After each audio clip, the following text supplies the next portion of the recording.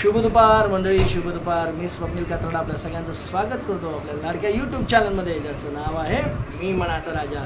तर मंडळी, सर्वप्रथम तुम्हाला सर्वांना आषाढी एकादशीच्या खूप खूप हार्दिक शुभेच्छा. जय हरी विठ्ठल. मंडळी, आपल्याला तर काय जमलं नाही पंढरपूरला जायला. आपल्यापैकी बरेच जण गेले सुद्धा असाल आपल्या यूट्यूब परिवारापैकी. तर तुमचे अनुभव शेअर करा, जरा चांगले चांगले अनुभव सांगा आम्हाला. कसं काय वाटलं, म्हणजे विठुरायाचं प्रत्यक्षात दर्शन घेऊन किती छान वाटत असेल ना, मन प्रसन्न होत असेल, एकदम एनर्जेटिक, फुल ऑन एनर्जी. काल मंडळी मी एक व्हिडिओ बघत होतो वारकऱ्यांचा, ते रिंगण होतं. अक्षरशः मंडळी मन भारावून गेलं, खरंच खूप खूप भारी वाटलं. बघू, आपल्याला जायचा योग नक्की येईल, पण एक वारी नाही, पण आपण या आषाढी एकादशीला एक ना एक दिवस नक्कीच जाऊ मंडळी. व्हिडिओसाठी नाही, म्हणजे व्हिडिओ करण्यासाठी नाही, बस मला स्वतःला पण जायची इच्छा आहे. मी पंढरपूरला गेलेलो आहे, दर्शनसुद्धा घेतलेलं आहे, पण अशा आषाढी एकादशीमध्ये नाही गेलो. आणि मूळतः म्हणजे म्हणतात या दिवशी विठ्ठल पांडुरंग आपल्या भक्तांना दर्शन देण्यासाठी कळसावर उभा असतो. तर मंडळी, खरंच त्या भाऊ सगळं वारकरी मंडळींचं खूप कुतूहल वाटतं. कारण मंडळी किती लाखोंनी मंडळी तिकडे जात असतात, आणि खरंच शिस्तबद्ध लाखो लोक एकत्र शिस्तबद्धरित्या वागू शकतात, राहू शकतात. हे याचं उदाहरण म्हणजे वारकरी आपले.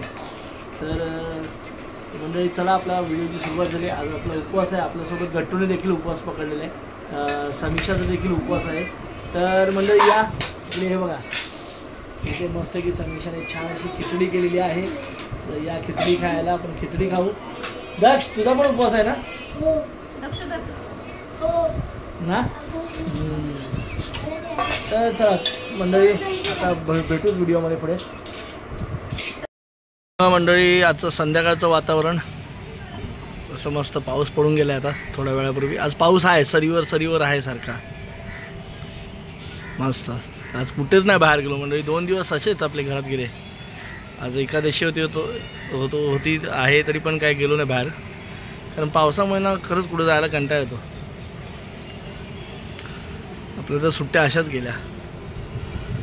पण आता दूध वगैरे वाटून होतं सकाळचं, त्याच्यामुळे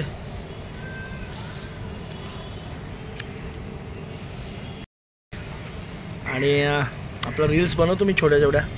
आता काय करणार, कंटेंट नाही भेटत, आपलं रील्स बनवायचं. एक आवड पण आहे विषय. मला काही जास्त ॲक्टिंग वगैरे येत नाही, पण आपलं बनवायचा प्रयत्न करतो आपला थोडंफार. त्याला व्ह्यूज वगैरे येत नाहीत मात्र व्यवस्थित, का तेच कळत नाही. माझं तर जास्त करून एकदा दोनदाच असे व्हिडिओ गेले जे 10,000च्या पलीकडे गेलेत. बाकी नाही असे, बाकी 1000, 900, 800 अशाच व्ह्यूज जातात. आणि मोठ्या व्हिडिओना पण गावी असं ना 500, 600, 1000, 2000ला एक व्हिडिओ गेला आत्ताच. म्हणजे जो आपण खेडचा व्हिडिओ बनवला होता ना, त्या दिवशी नदीला पूर आला होता, त्यात तो व्हिडिओ गेला होता हायेस्ट. त्याच्यानंतर नाही असे व्हिडिओ जात. काय करणार, गेले पाहिजेत ना. मस्त काहीतरी वाजते म्युझिक छान.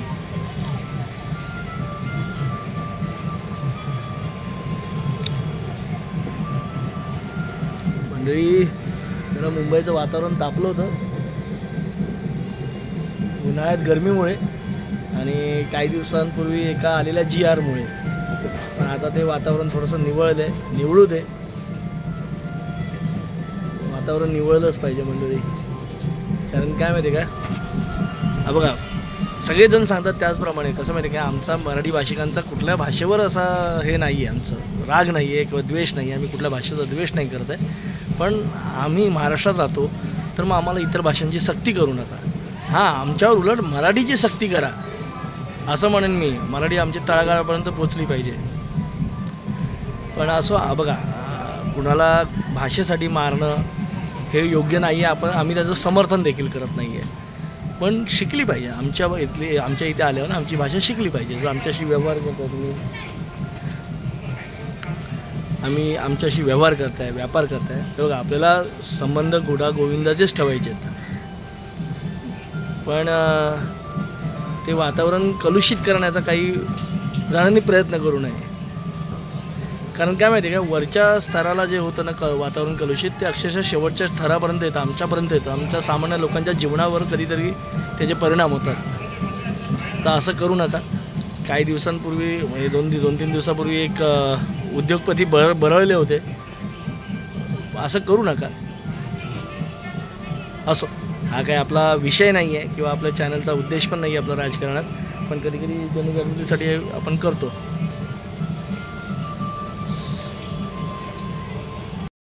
मंडळी आता मस्तपैकी छान कॉफी प्यायला या. इकडे दक्ष पण इकडे तनु अभ्यास करतोय, त्याचा प्रोजेक्ट कंप्लीट करतोय आणि इथे बी आता कॉफी पितोय मस्तपैकी छान. या कॉफी पियाला. मंडळी आता आम्ही आमच्या खालच्या मार्केटमध्ये आलो आहे. कसली तरी मिरवणूक आहे इथे, बघूया. दिंडी आहे मला वाटतं, दिंडी.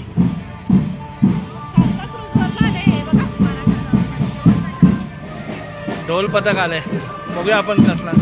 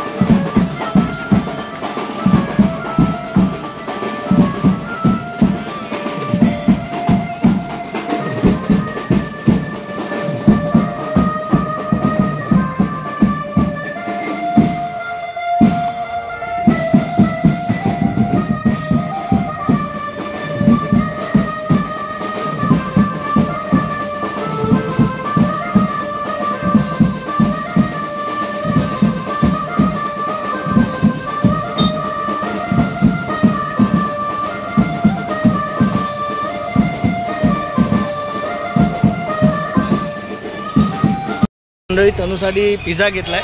गट्टू तर काय उपवास आहे आमच्यासारखा, आम्ही खिचडीच खाणार परत. इकडे भांडे पलेता घ्यायचा तिला. आमच्याकडचा पलेता तुटलाय. आले भांड्यांच्या दुकानात.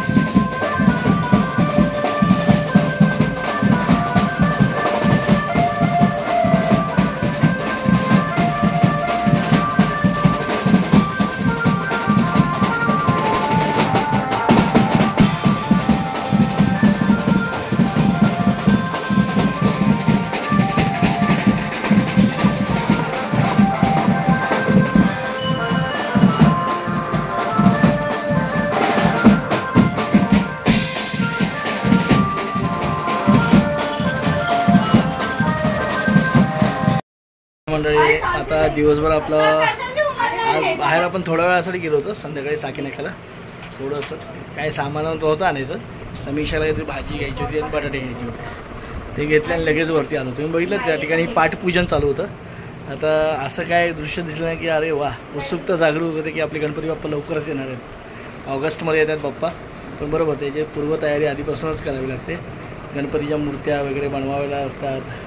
मग त्यासाठी त्याचं पाठपूजन, चरणपूजन आणि आता थोड्या दिवसातच आता मला वाटतं आठवडाभरातच हे आहे गुरुपौर्णिमा आहे. आणि आपल्या मग दहीहंडीच्या सरावाला सुद्धा सुरुवात होते त्या दिवसापासून. पहिली सलामी त्या दिवशी दिली जाते. तर अशा आता सणांचं पर्व आता थोड्या दिवसात चालू होईल. आणि त्या अगोदर आता गुरुपौर्णिमेनंतर येईल दीप अमावस्या आणि त्याच्यानंतर मग सणांना सुरुवातच होईल. पण चला आज जरा बरं वाटतं. असं काय उत्सुकतेचं दिवस बघितलं नाही की जरा बरं वाटतं. इन्स्पिरेशन, मन ताजंतवानं होऊन जातं एकदम. हां, आज आपला होता दिवसभराचा उपवास. दक्षिणेचा उपवास सोडलेला आहे. संध्याकाळी सोडला आहे पण मंडळी 9 साडेनऊला सोडलं आहे त्याने. आणि आपण काय सोडला नाही, मी आणि समीक्षांनी काय सोडला नाही. तर आता उद्या सोडू. तर चला मंडळी, आता काय जास्त बोलत नाही, टाईमपास करत नाही तुमचा. आता यांची शाळा पण उद्या, आणि आता आपण इथेच थांबूया व्हिडिओमध्ये. पुन्हा भेटू उद्या सकाळी. तोपर्यंत tata, bye bye, good night, शुभरात्री.